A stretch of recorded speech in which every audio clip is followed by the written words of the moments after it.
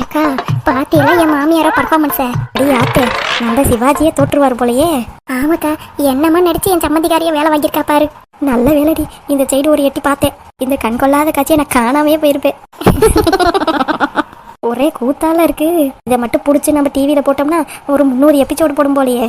ஆமாக்கா எல்லாம் நம்ம வீட்டுல நடக்கிறது தானே அங்க போடுறாங்க. ஆமா ஆமா, நாடகத்துல கூட இந்த அளவுக்கு பர்ஃபார்மன்ஸ் யாராலையுமே போட முடியாது. உன் மாமியார் கிளவிய பேச்சாம நடிக்க அனுப்பி விட்டுரு, காசாது வரும். அதுலயும் குறிப்பா கரெக்டா செக் வச்சு பாரு உன் மாமியார் கிளவி. உங்க அண்ணன் கிட்ட சொல்றேன் இவ சமைக்க மாட்டேங்கிறா அப்படி இப்படின்னு. ஆமாக்கா, ஆனா உன் மாமியார் பேச்சு பாரு, ஒரே அளப்பா அளக்குவா.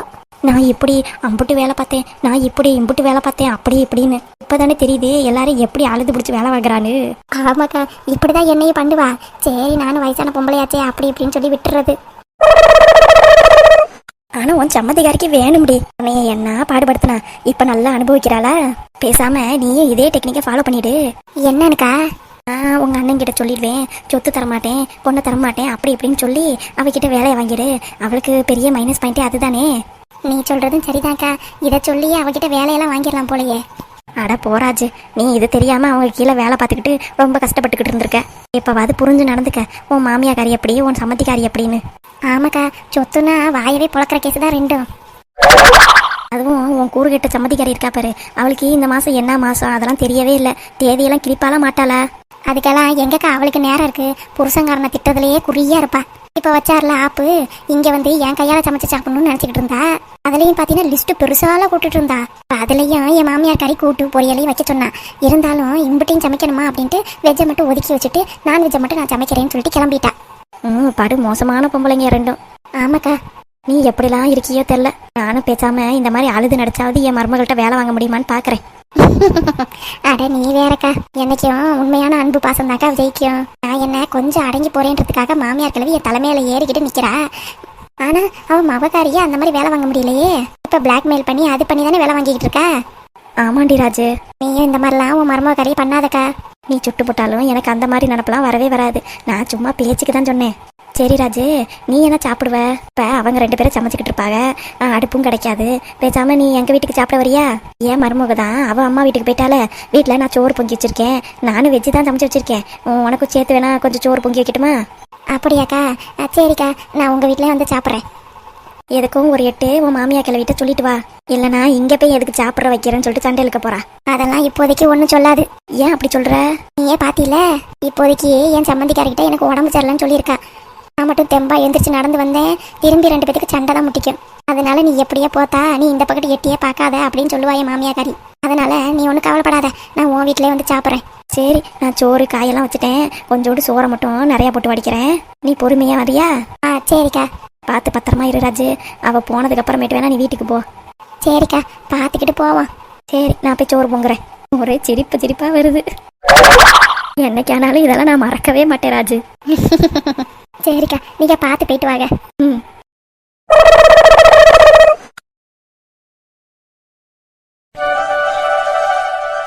அடியே அன்னைக்கிளி எங்க போயிட்டாவ?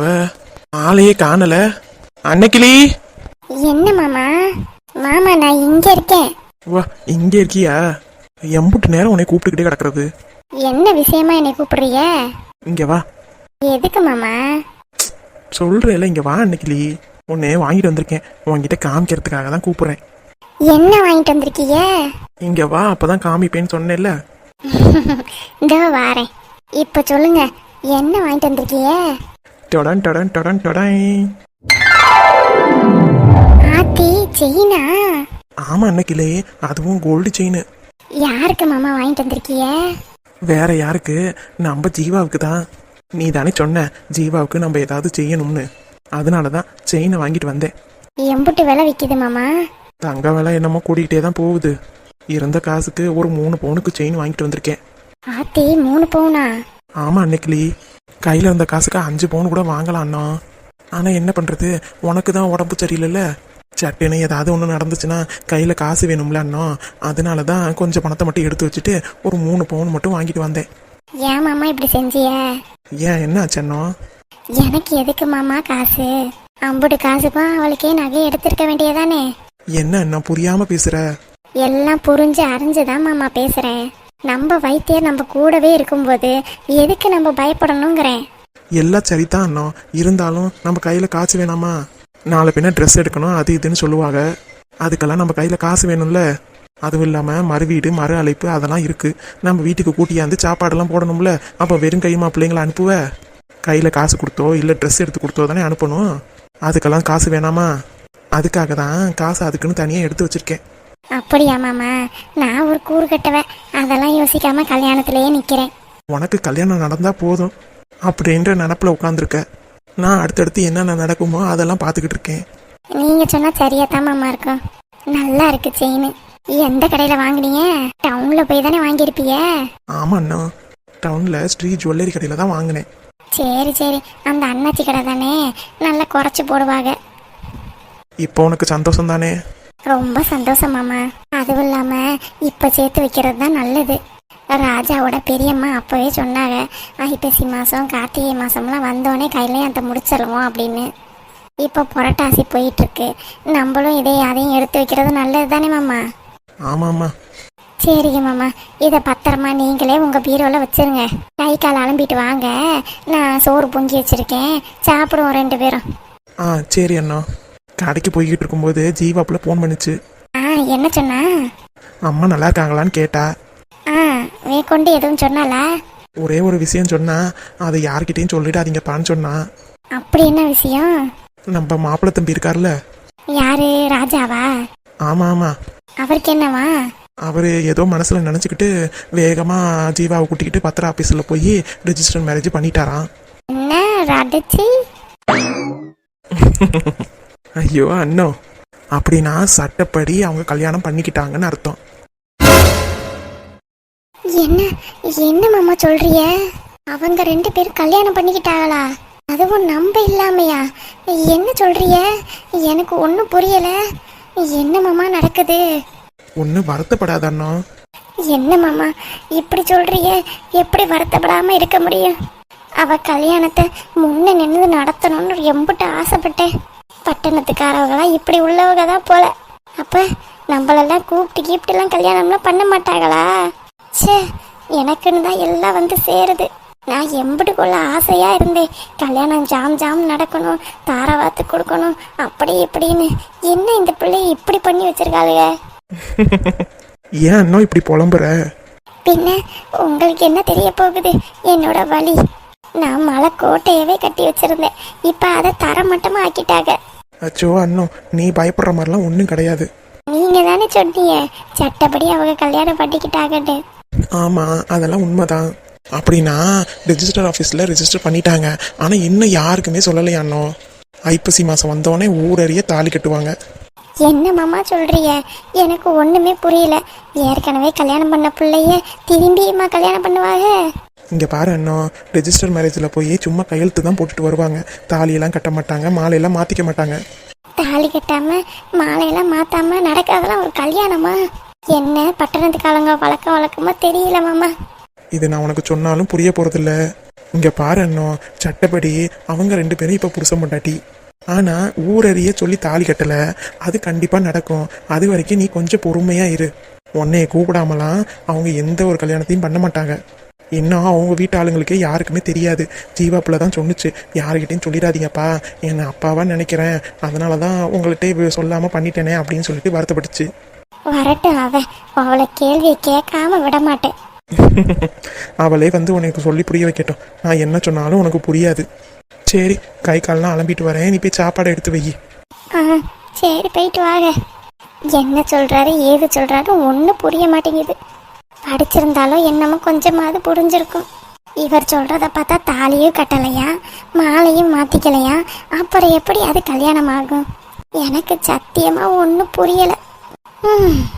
இவ கல்யாணத்தை பார்த்துட்டு மண்டையை போடலான்னு பார்த்தா இவ என்னென்னமோ விஷயத்த பண்ணி வச்சிருக்கா. என்னன்னு ஒண்ணுமே புரிய மாட்டேங்குது. சே,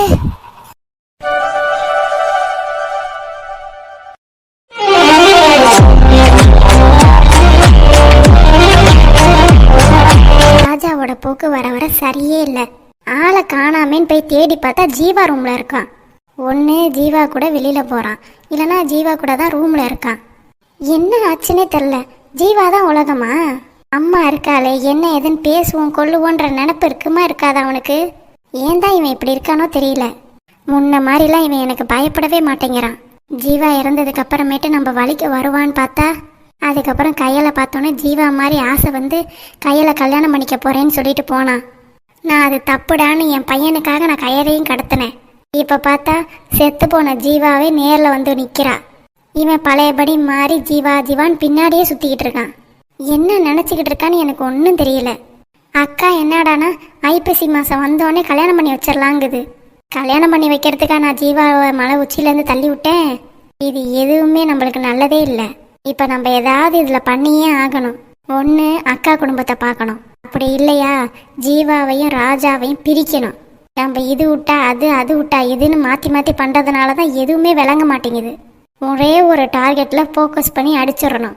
இப்போதைக்கு மெயினாக எனக்கு தெரிகிறது ஜீவா ராஜா மேரேஜ் தான். அதை எப்படியாவது ஏதாவது ரூட்டில் போய் தடுத்து நிறுத்திடணும். ஆனால் நம்ம தான் நிறுத்தணுங்கிறது யாருக்குமே தெரியக்கூடாது. இதுக்கு ஒரே வழி, ஜீவா மேலே எதையாவது தூக்கி பழிய போடணும். அதை ஊர் நம்புகிற மாதிரி நம்ம பண்ணணும். அப்போ தான் ஜீவாவை விட்டு ராஜா பிரிவான். ராஜா இன்னமே ஜீவாவை திரும்பி கூட பார்க்கக்கூடாது. அந்த அளவுக்கு நம்ம பண்ணி விடணும். அதுக்கு பெரிய பிளானை நம்ம போடணும். என்ன போடுறது? மண்டையே வெடிக்கிற மாதிரி இருக்கு. என்ன பண்ணாலும் சொதப்பிக்கிட்டு போயிட்டு இருக்கு. கடைசி வரைக்கும் என்னோட பிளான் சக்ஸஸே ஆக மாட்டேங்குது. ஏன் என்னங்கிறது ஒன்றும் புரியலை. இன்னமேட்டு ஆளை வச்சு கடத்துறது, கொலை பண்ணுறது இதெல்லாம் நம்ம பண்ணவே வேண்டாம். ஏன்னா அதுக்கும் நம்மளுக்கும் ராசியே இல்லை. ஏதோ என் புருஷனை நான் கொலை பண்ணதுல சக்ஸஸ் ஆயிடுச்சு. இனி இவங்களோட விஷயத்துல நல்ல ஐடியா எனக்கு கிடைச்சிருக்கு. இப்போ இதை மட்டும் சொதப்பிடாம சக்ஸஸாக பண்ணிட்டோம்னா கண்டிப்பாக ஜீவா இந்த வீட்டை விட்டு நிரந்தரமாக போயிடுவா. அதுக்கப்புறம் என் பையன் என்கிட்ட திரும்பி வந்துடுவான்.